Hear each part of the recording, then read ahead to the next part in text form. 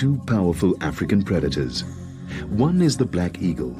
On a wingspan wider than a man is tall, it cruises the cliff faces and kills with grace and suddenness.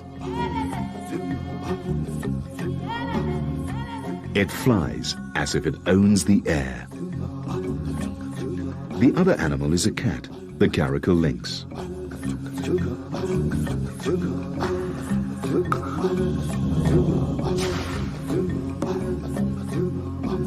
Some of its prey is the same as the eagle's. Sometimes the prey has been known to be an eagle. With the black eagles at the top, they're also at the top of the gorge itself, high up a cliff face, with a 3-week-old chick in a nest, which they constantly refurbish with green branches.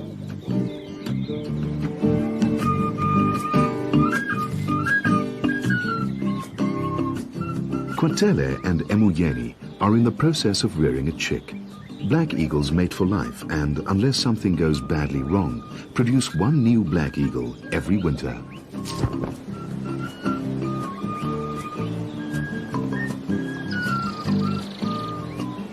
Emuyeni's main task is to stay with the chick and shelter it from the sun, which can be very hot, even in the winter.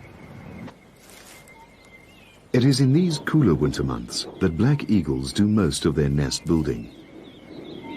Not just the nest. Nests. Emuyeni and Kwatele have a surplus nest, about 20 meters straight down the cliff face. Even though black eagles only produce one chick a year and only need one nest, they may have up to 3 nest sites spread across 10 kilometers of mountain range. And they put just as much energy into maintaining it as into the nest where the chick is kept.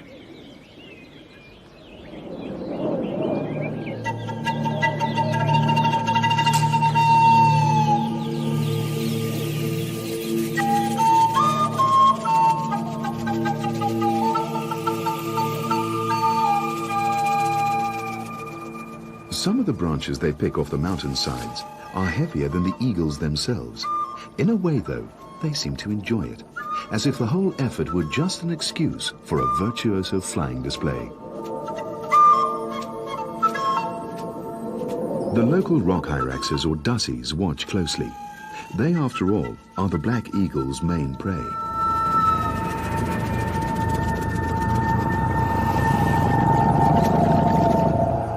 Temporarily neglected, the chick grapples with leftover prey items.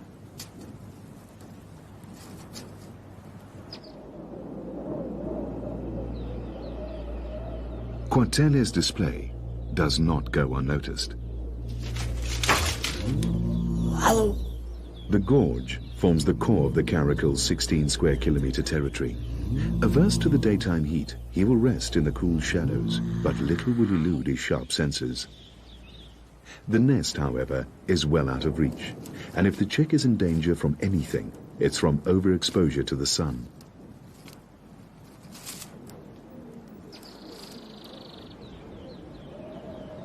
But Emuyeni knows precisely how long it's safe to leave the chick without shade, and how much time she can devote to her nest building.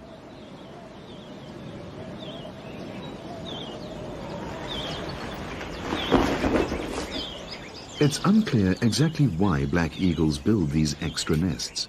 They could be outposts which enhance the bird's claim on the territory, or just be emergency spares.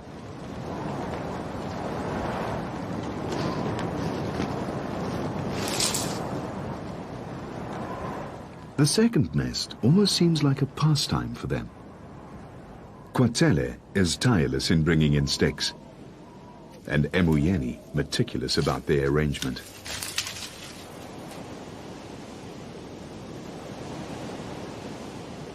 It's not just a one-season effort. These nests last and are built and rebuilt for years, sometimes for generations.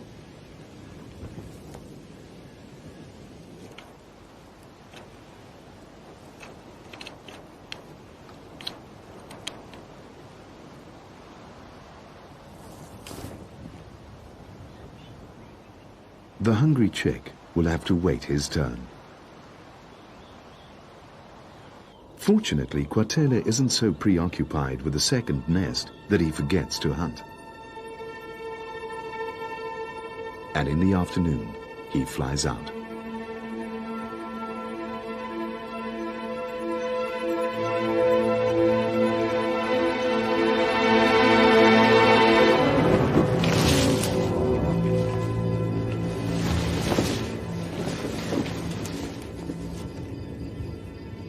But life does not submit easily in these mountain crags, and fortune plays to Kwatele's hand as he strangles the hare.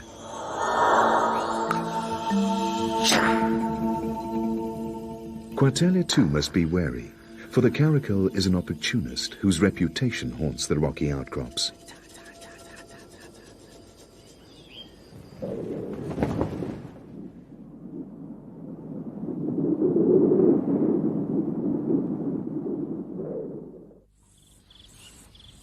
The high walls of the gorge bring in the evening. It's late afternoon, and the valley is already in shadows.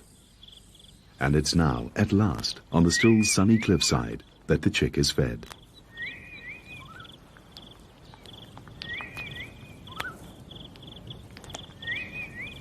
It's now, too, that the caracal begins its daily descent into the valley.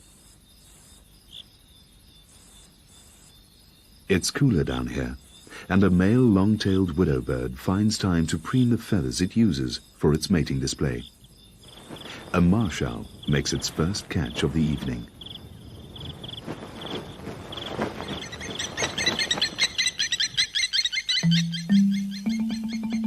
And out on the grassland, the caracal begins its hunt. A caracal is a very special kind of cat. It's not particularly large, it's a species of lynx after all, but in terms of stealth, agility and sharpness of senses, it's one of the most efficient cats in the world.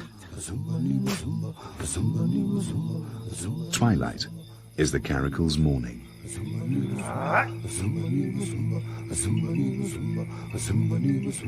There's a long night ahead, stalking through the grass with ears that scan the landscape like aerials.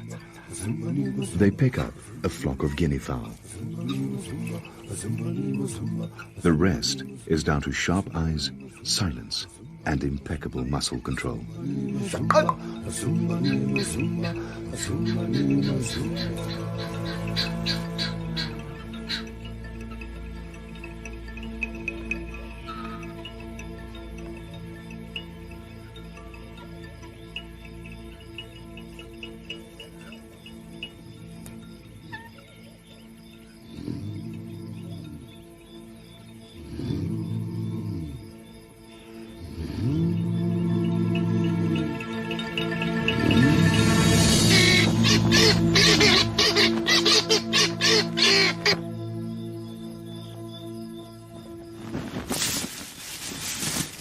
Like most felines, the caracal will play with his subdued quarry before dealing the final blow.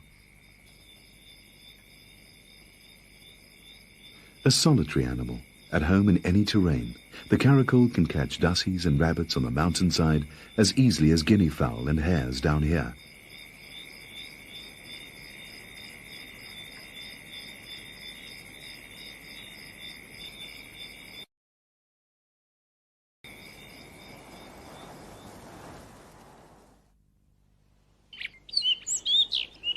It's now the end of August, when the rock thrushes start to sing. And the spring rains have brought grass to the valleys. And with the grass comes a change in mood. The dry winter is over, and it's time for sprouting, blossoming, breeding. Stony hollows turn into clear pools.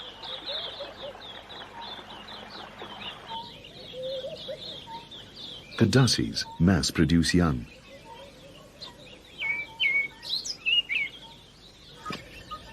So do the guinea fowl. All appears to be normal, except for the black eagles. They're mating.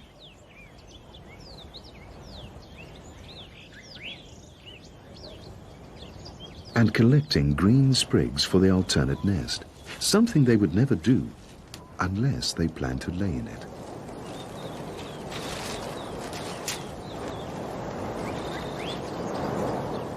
This is completely unnatural. While most animals are breeding now, black eagles are supposed to breed in the winter. It's as if somehow the obsession with a second nest has overtaken their instincts. It's an early spring, and a particularly rich one.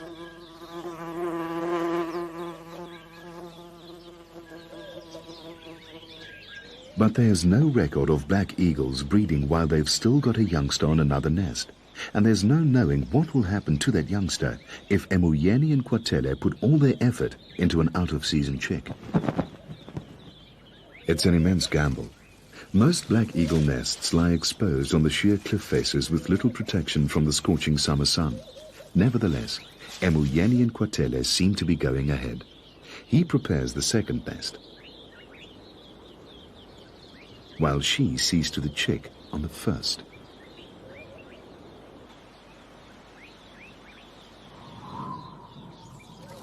Kwatele fetches sticks for the first nest too.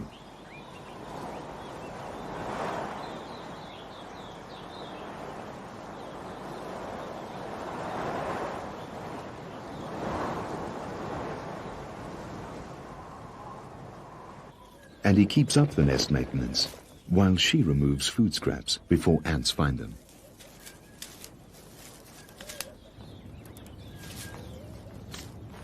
But what will happen when there's a new chick on the lower nest? Black eagle chicks normally develop when the weather is coolest.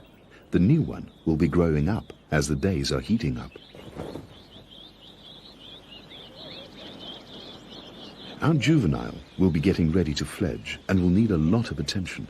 Even after he does fly, he'll need to be fed for about 3 months. It's now late spring, and the soft early morning sun encourages the eagles to bask on the cliffs.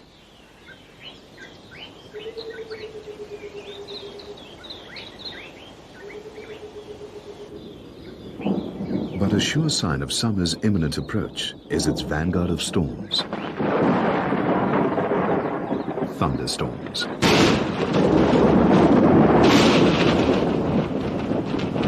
When the storm season hits, the eaglet, now a mottled juvenile, is 3 months old and about a week away from fledging.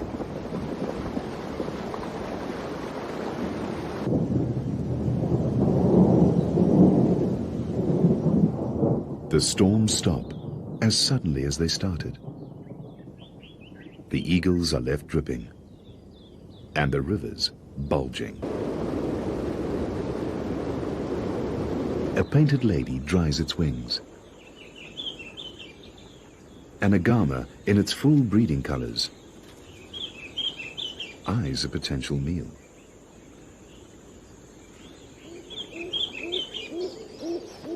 Rock pigeons mate. As the juvenile eagle watches, more aware now of life beyond his nest.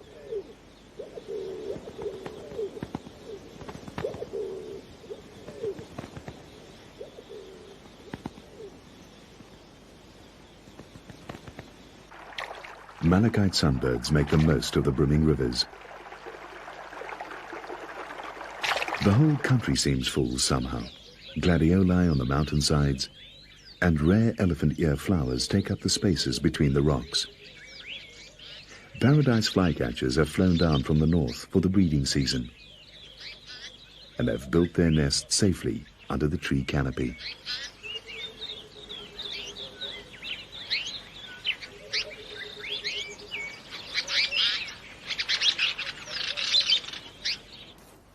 But the only shade here is the shade Emuyeni makes herself. In a nest fully exposed to the South African summer sun, she has laid her eggs. There are 2 of them, produced 4 days apart about 40 days ago, which means that the first will be hatching any day now.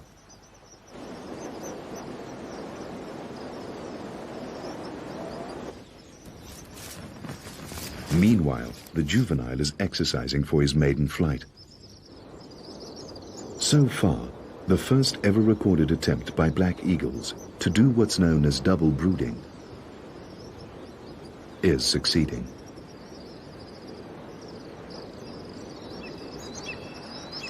Even though Emuyeni panting heavily, seems to be suffering severely in the sun. There's hardship for Kwatele too. These days, the juvenile is hungrier than ever, and only his father is free to hunt for him. Kwatele brings the rabbit to a spot near the lower nest. Emuyeni leaves her eggs for a short while, for it is she who must deliver the food to the juvenile.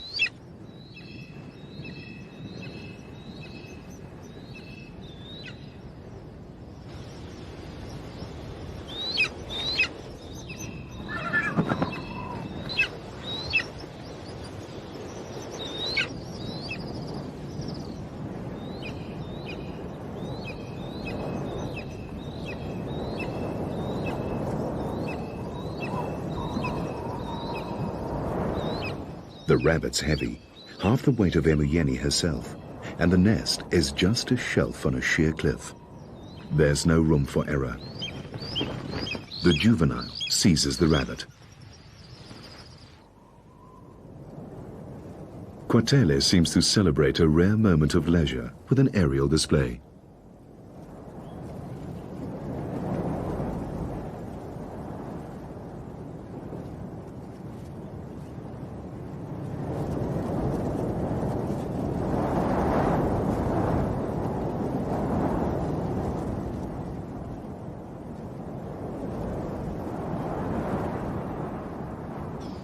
Even though he'll be fledging soon, the juvenile still isn't very good at feeding himself. This is one reason why he'll still need his parents when he leaves the nest.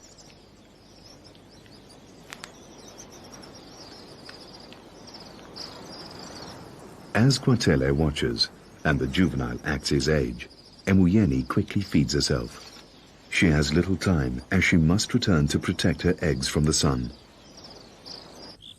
Late afternoon shadows begin to bring relief to the valley. Red-winged starlings bathe in the river. And the juvenile, now fed and frisky, pretends a stick is a dussie or a rock rabbit.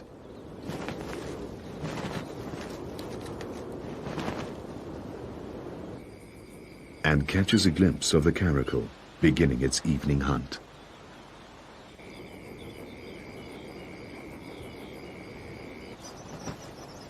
The juvenile finishes off the stick by strangling it with his talons.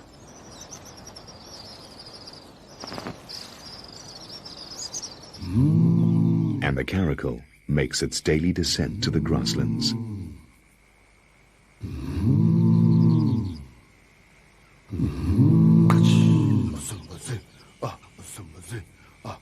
The cat's all ears again, and eyes, and coiled muscles.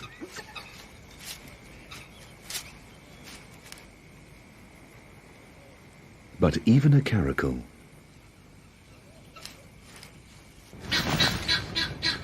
fails sometimes. The coming darkness is the caracal's ally, and there are many hours left to try to secure a meal.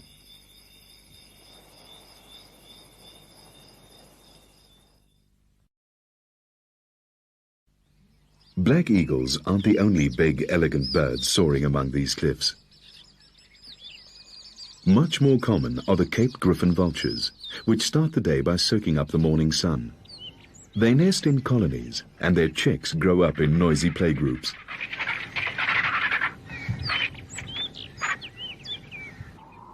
And even when they're adults, they still hang around together, going every day to bask in places where vultures have basked for millions of years. For the eagles at the gorge, something's happening that's never been known to happen before. A black eagle chick is starting to hatch, while its 3-month-older sibling watches from the nest above. The shell is finally broken.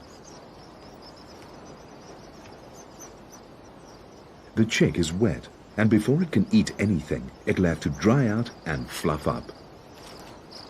But there it is. A black eagle chick hatched in the heat of summer before its older sibling, a little higher up the same cliff, hasn't even left the nest. The juvenile is, of course, oblivious to the event, his attention drawn to swifts darting to and from their nests.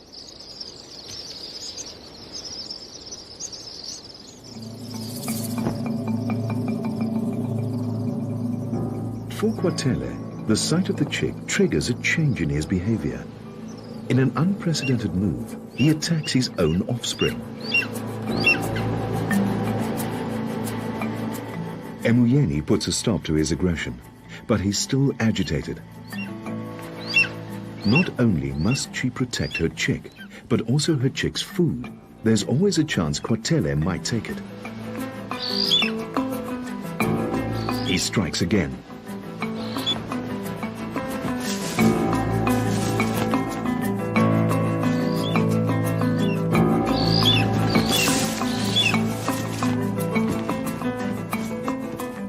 But with a newly hatched chick alone in the blistering sun, Kwatele is forced back to the lower nest.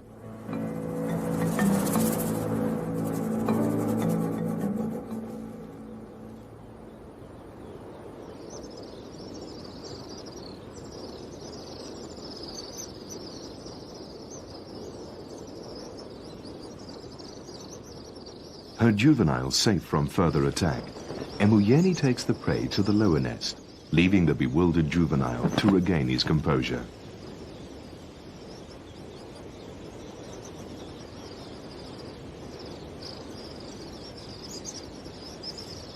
The chick gets its first meal.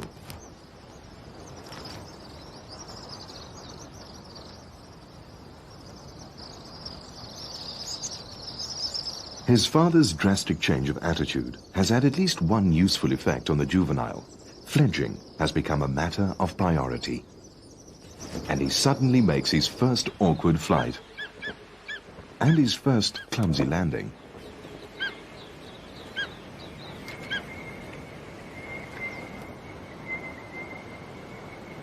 He's now at the equivalent of his toddling stage, when he's learning what his wings can do.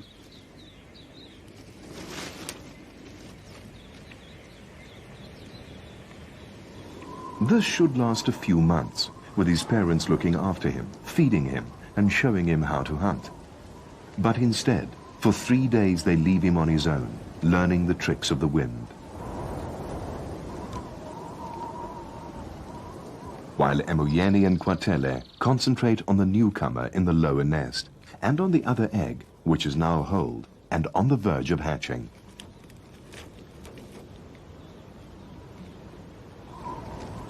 So, on the 3rd day, with the second chick about to hatch, the juvenile is soaring over the gorge. When again, Kwatele turns on his offspring.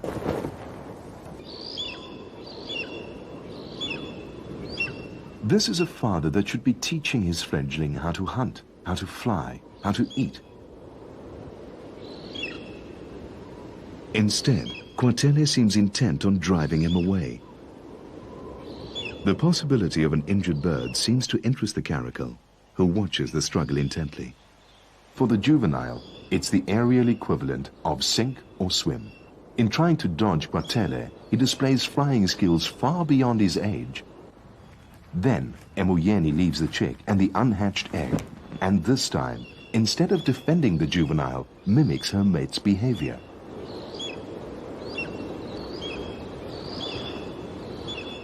The chick is left to swelter in the sun. And not so many months ago, this was a chick. Emuyeni and Kwatele hunted for him, fed him, shaded him, kept his nest fresh, and brought him up to fledging. He's a fine young eagle. And now they're doing this. Unless it's just muddled instincts, it would be hard to say exactly why.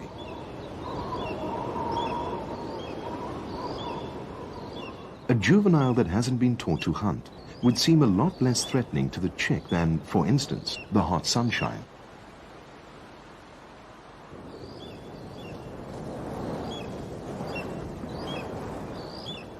The juvenile is finally forced to land, while the caracal watches. The one thing the young bird has yet to appreciate are the specifics of the world's dangers. As soon as the juvenile launches again, Kwatele is after him, although there's at least an uncharacteristic attempt to strike back. And Emuyeni returns at last to make some shade.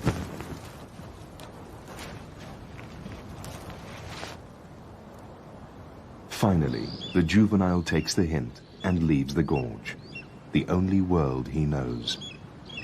After traveling about 2 kilometers, he lands in a strange place. He's on his own now, an outcast. Unless his parents feed him, he won't eat. Unless they protect him, he will be vulnerable to predators.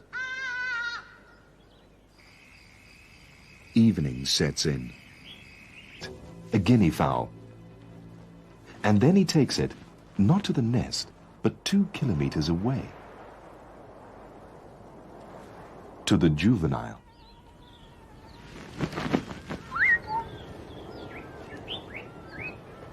And that explains what he and Emuyeni were trying to do. They just wanted the juvenile out of the gorge, away from the chicks. Kwatele will still feed him and help raise him after all. Back at the nest, there's prosperity too. Could these eagles actually break all the rules and produce 3 offspring in 1 year? It's highly unlikely. Black eagles almost always lay 2 eggs and have 2 hatchlings. And the larger one, the firstborn, almost always kills its sibling. It's called the Cain-and-Abel struggle. And in this nest, with Emuyeni seemingly unperturbed, the elder chick, Cain, is well on its way to doing what its genes command it to do. The juvenile's genes, meanwhile, are commanding him to practice grabbing, to anticipate hunting.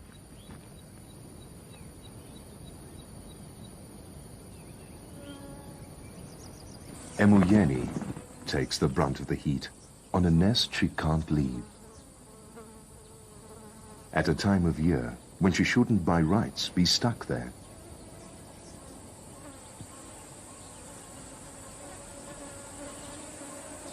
But down at the stream, Kwatele at least can get a little relief.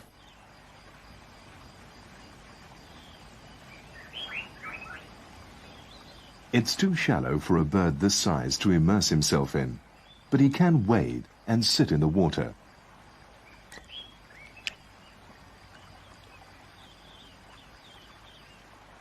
All Emuyeni can do in the heat is tidy the nest, watch over the chicks, and make sure they're shaded. She might be tempted to join her mate, and probably would in a normal year.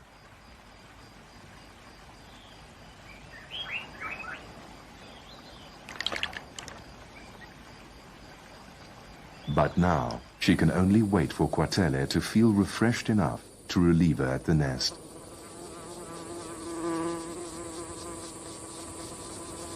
Do seem to enjoy wind and the kind of acrobatics it allows.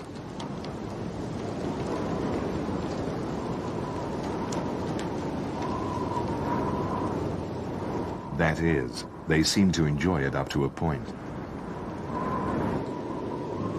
Until it escalates and turns into a full-blown storm. Then, Kwatele can only sit it out. Which means no hunting at a time when Emuyeni, the chicks and the juvenile are all depending on him. So he has no choice. Even in this wind and blinding mist, he has to hunt.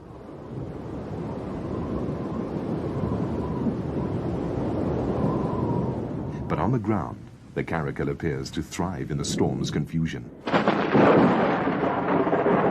It quickly flushes out a nervous rock rabbit, and just as quickly loses it.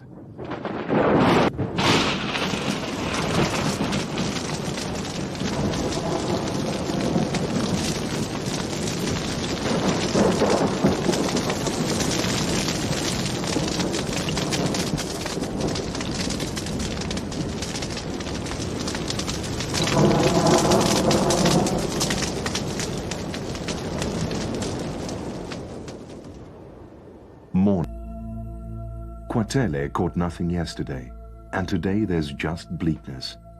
The family has not eaten in almost 2 days, and the fires are still burning.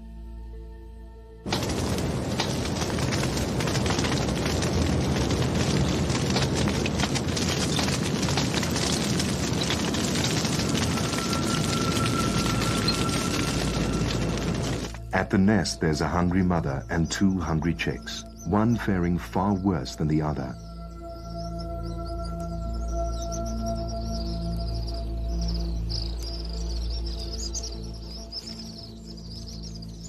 The fire is getting closer, but the fire and even the sun are less threatening now than starvation. Emuyeni can't wait any longer. Red-winged starlings mob her as she starts off.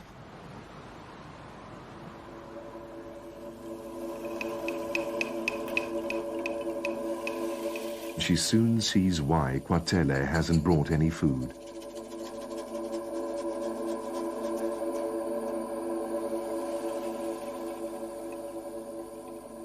In the nest, the dominant chick, Cain, continues its ruthless quest to be the sole survivor.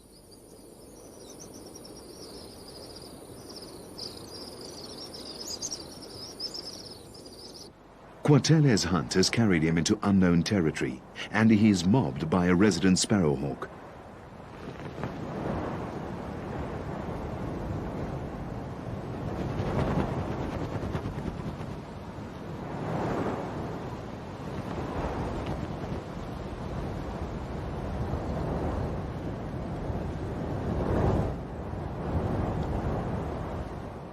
Finally, an unburned stretch and a rabbit. The attempt is foiled. The sun's getting hotter, but the eldest chick's drive to kill its sibling is so strong that even this heat doesn't stop him. Emuyeni searches the barren landscape.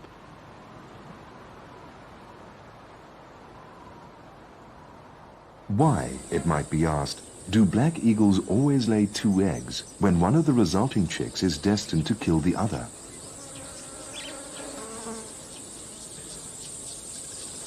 Insurance, maybe? If something goes wrong with one egg, there would be a spare. But added insurance can only go so far. It can't change the fact that this is the wrong season to have offspring.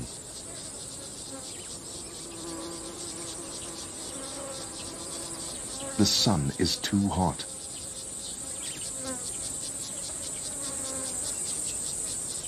And now, even Cain starts to falter. The younger chick will not live, but this chick's survival is also far from assured. It needs food, and most of all, it needs shade. Emuyeni too is desperate. There's no food in the usual places, no life. It's a last resort. But there is the griffon vulture colony, with its stock of chicks.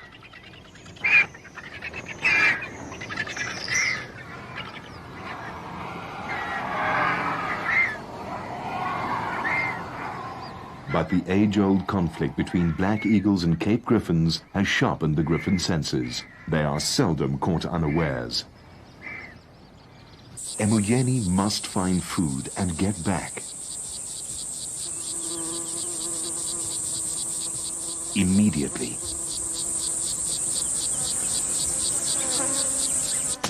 But the grass fires have spread way beyond the home gorge. And even the caracal has been pushed out of its own territory.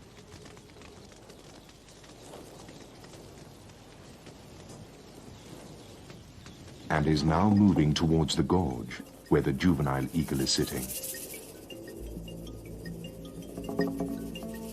At the sight of this unusual intruder into his gorge, the juvenile's hunger is instinctively joined by fear. Unsuccessful in their hunt, Kwatele and Emuyeni begin their long flight back to the 2 young chicks.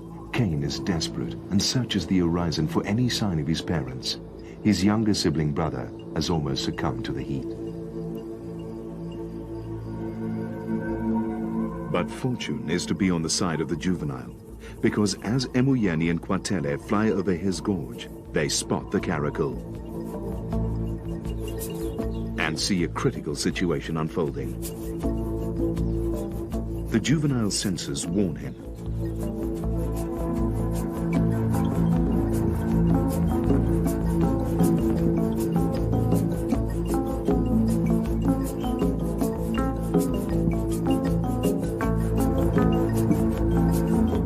Emoyeni swoops at the cat, and it dodges into a crag. Kwatele judges his moment carefully.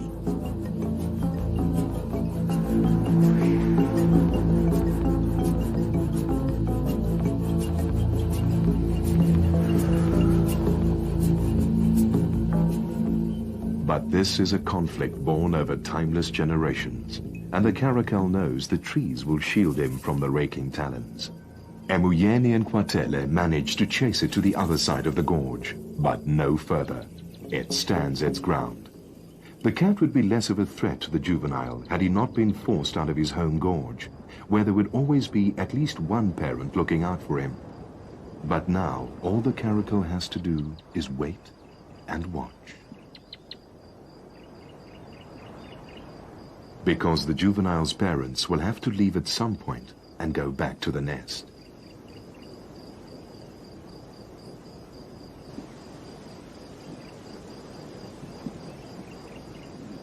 By the time Kwatele and Emoyeni reach their nest, the late afternoon shadows have crept up the cliff to provide some relief from the relentless sun. They return to a terrible scene.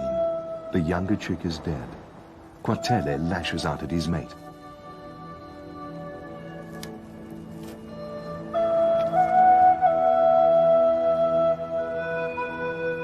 But it is Emoyeni who rules the nest, and it is she who must deal with the day's misfortunes. As she begins to pick up the dead chick, Kwatele leaves.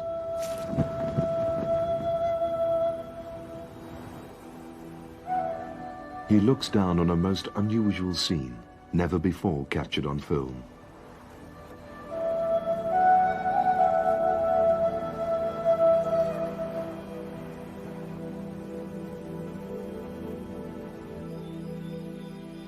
The storm is over and the fires have burnt themselves out. Once again, a quiet summer night. The caracal begins its prowl. Cain has survived the night, but he needs food desperately. Emoyeni and Kwatele have been hunting together since early dawn. They finally spot something that has survived the fires and come into the open.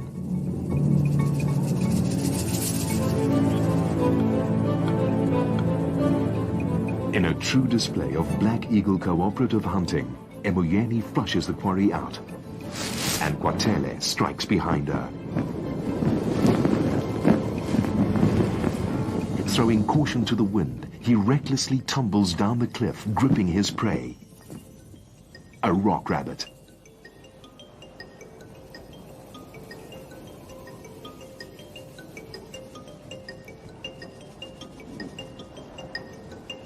Their only hope today was teamwork. Anything they saw had to be caught, and their chances increase when they hunt together. But once again, they have both been gone from the nest for a long time. But it's been a gamble to save the original gamble, the decision to breed out of season. The risk was leaving their surviving chick unattended in the summer sun. They may have pushed their luck too far.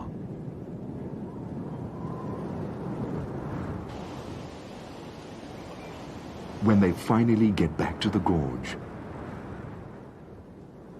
and to the cliff where they ambitiously built their two working nests, they find the second chick, dead.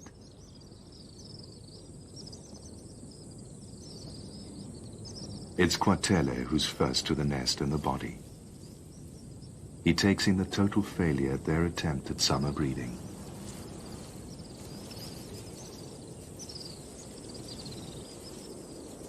As hungry as he is, Kwatele abandons the rabbit.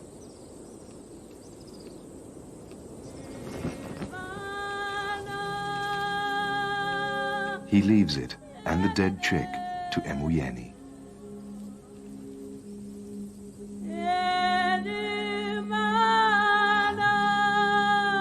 Her reaction in the end is a little more practical. She has a fresh rabbit. And she also has another hungry offspring. The juvenile, the one she started with, and one that's also suffered greatly from the experiment in double brooding. Attacked by his parents and ultimately exiled to another gorge, defenseless, not knowing how to feed himself and never knowing when or if another meal would be flown in. Emuyeni lands at the place where she last saw the juvenile. But the familiar calling of the juvenile does not greet her.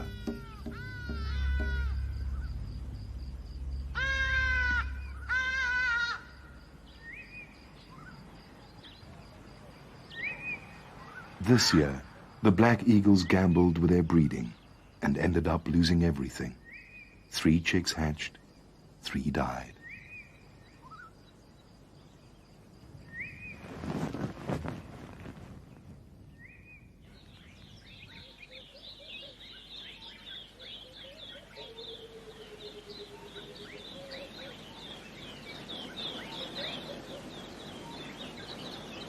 They can rest now and spend what's left of the summer hunting for themselves and getting the nest ready for the following winter.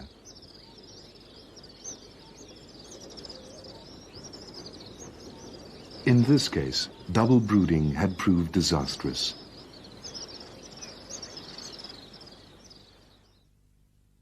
The next winter, the crew that made this film went back to the mountains. To the Cape Weavers and the Aloes.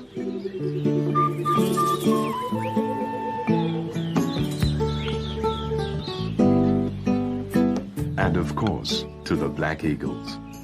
Emuyeni was still there. Kwatele was still performing his acrobatics.